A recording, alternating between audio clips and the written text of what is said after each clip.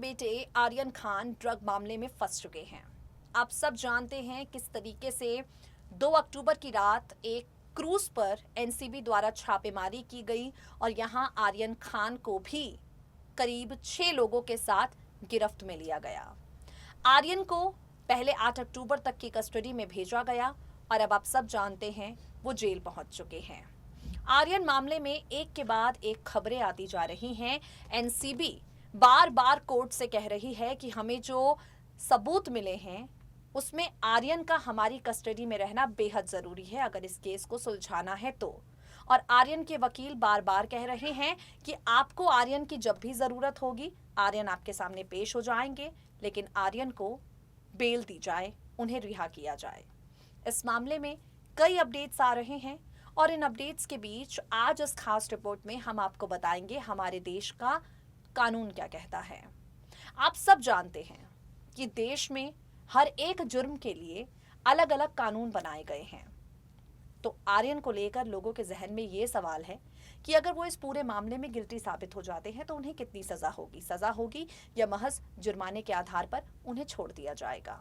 आपको बता दें, आर्यन की सजा को तय करने के लिए कई कानून हैं जिनमें समय समय पर प्रावधान किए गए हैं। ये कानून हर एक किस्म के ड्रग के लिए और हर ड्रग की अलग अलग मात्रा के लिए अलग है। अगर आपके पास किसी पर्टिकुलर ड्रग का 5 ग्राम हिस्सा पाया जाता है तो आप पर अलग धाराएं लगेंगी, आपको अलग सजा मिलेगी।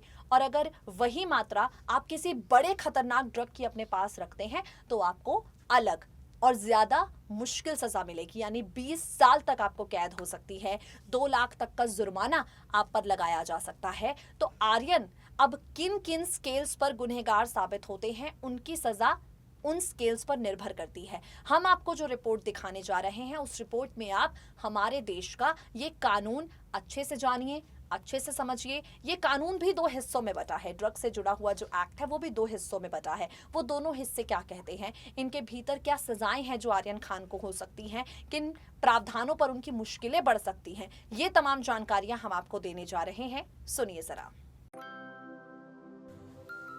बॉलीवुड एक्टर शाहरुख खान के बेटे आर्यन खान का नाम एनसीबी की हालिया ड्रग रेड में सामने आया।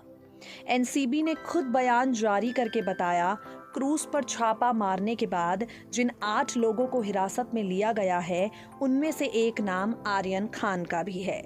एनसीबी की छापेमारी के दौरान इस क्रूज से चरस के अलावा 3 और तरह के ड्रग्स बरामद हुए हैं।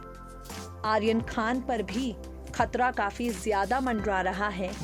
आर्यन पर कौन सी धाराएं लगाई जाएंगी, इसे लेकर कोई ताजा अपडेट तो सामने नहीं आई है, लेकिन ये बात पूरी तरह से तय है कि एनसीबी फिलहाल इस मामले से आर्यन खान को जोड़कर रखना चाहती है। इसी के चलते बार बार कोर्ट में एनसीबी ये दलील पेश कर रही है कि हमें ड्रग मामले से आर्यन के लिंक मिले हैं और हमें मामला साफ करने के लिए थोड़ा और वक्त चाहिए। आपको बताते हैं कि इस मामले में हमारे देश का कानून क्या कहता है। भारत में किसी भी तरह के नशीले पदार्थ से जुड़े मामलों में 2 तरह के कानूनों के तहत कार्यवाही होती है। एक है narcotics drugs and psychotropic substance act 1985, जिसे एनडीपीएस एक्ट कहा जाता है, और दूसरा कानून है prevention of illicit trafficking in narcotics drugs and psychotropic substance act of 1988। ये दोनों कानून क्या कहते हैं, चलिए आपको बताते हैं। शुरुआत करते हैं एनडीपीएस से। एनडीपीएस कानून किसी भी तरह के अवैध नशीले पदार्थ की खेती, उत्पादन, इसे रखने, बेचने, खरीदने, व्यापार, निर्यात, आयात या इस्तेमाल करने पर प्रतिबंध लगाने से जुड़ा है। हालांकि कानून के तहत कुछ चिकित्सीय और वैज्ञानिक मामलों में ऐसे ड्रग्स के इस्तेमाल पर छूट है। नारकोटिक्स ड्रग्स में गांजा और चरस दोनों शामिल हैं। इसके अलावा हैशीश, हेरोइन और अफीम के अलावा कुछ और सिंथेटिक ड्रग्स भी भारत में पूरी तरह से अवैध हैं। एनडीपीएस कानून के तहत ही जांच एजेंसियों को नशीले पदार्थों की खोज, जब्ती और इसका इस्तेमाल करने वाले लोगों को हिरासत या गिरफ्तार करने का अधिकार मिलता है। इस कानून के तहत दोषी जो लोग पाए जाते हैं उन्हें आर्थिक जुर्माने के अलावा जेल तक भेजने का प्रावधान है। अगर किसी व्यक्ति के पास अवैध नशीले पदार्थ मिलते हैं या उसे इसका इस्तेमाल करते पाया जाता है तो एनडीपीएस कानून के तहत इन पर सजा का प्रावधान है। वहीं ऐसे पदार्थों के व्यापार में शामिल लोगों के लिए स्वापक औषधि और मन प्रभावी पदार्थ अवैध व्यापार निवारण अधिनियम 1988 कानून के तहत कार्यवाही होती है, जिसमें व्यक्ति को सजा मिलने का प्रावधान उसके पास से मिले नशीले पदार्थों की मात्रा पर निर्भर होता है। छोटी मात्रा में अगर आपके पास चरस या हशीश के 100 ग्राम और गांजे के 1000 ग्राम तक पाए जाने पर व्यक्ति पर 10,000 रुपए का जुर्माना, 6 महीने तक की जेल या दोनों ही सजा हो सकती है। अगर पकड़ा गया चरस गांजा किसी और तरह का विकसित पदार्थ है तो जेल की सजा 1 साल तक के लिए बढ़ाई जा सकती है। इस तरह के मामलों में काउंसलिंग का विकल्प दिया जाता है ताकि दोषी जेल जाने से बच सके। उधर छोटी मात्रा से ज्यादा लेकिन बेचने लायक मात्रा से कम नशीला पदार्थ पाए जाने पर व्यक्ति को 10 साल तक के कठोर कारावास की सजा दी जा सकती है। 1 लाख रुपए का जुर्माना भी लगाया जा सकता है। अगर अवैध नशीले पदार्थ बेचने लायक यानी व्यापारिक मात्रा से बरामद होते हैं तो कम से कम 10 साल की सजा का प्रावधान है, जो कि ज्यादा मात्रा के साथ 20 साल तक बढ़ाई जा सकती है। इसके अलावा कम से कम 1 लाख से लेकर 2 लाख तक के जुर्माने का भी प्रावधान है। अगर कोकीन, मॉर्फिन या हीरोइन जैसे ड्रग्स छोटी मात्रा में लिए जाएं तो 1 साल तक जेल, 20,000 रुपए का जुर्माना या दोनों की सजा हो सकती है। लेकिन ऐसे ड्रग्स की छोटी मात्रा और व्यापारिक मात्रा में फर्क काफी छोटा है। जहां कोकीन के 2 ग्राम तक छोटी मात्रा मानी गई, वहीं 100 ग्राम को व्यापारिक मात्रा कहा गया है।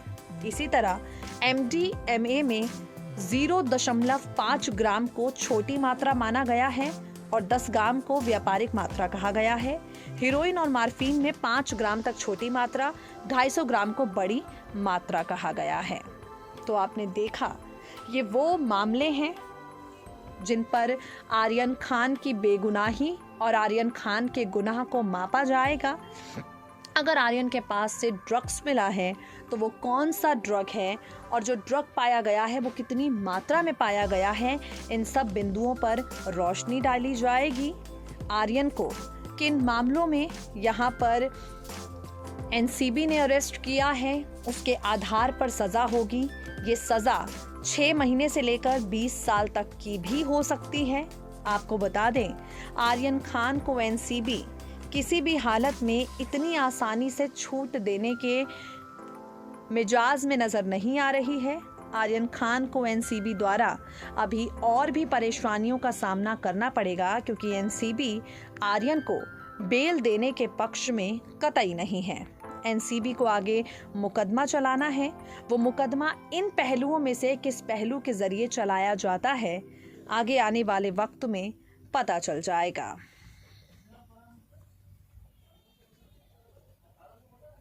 तो देखा आपने किस तरीके से हमारे देश का ड्रग को लेकर कानून ये कहता है। अब एनसीबी आर्यन को फिलहाल आपको बता दें उनके पास से ड्रग्स नहीं मिले हैं, लेकिन एनसीबी को सबूत मिले हैं आर्यन की व्हाट्सएप चैट के आधार पर कि वो बड़े बड़े ड्रग पैडलर्स के संपर्क में थे।